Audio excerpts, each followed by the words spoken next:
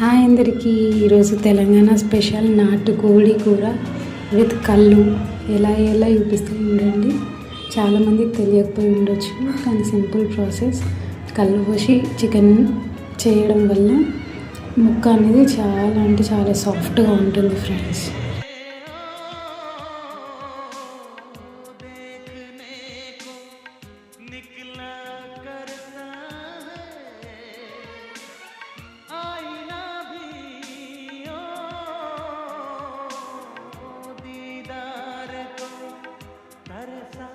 करता है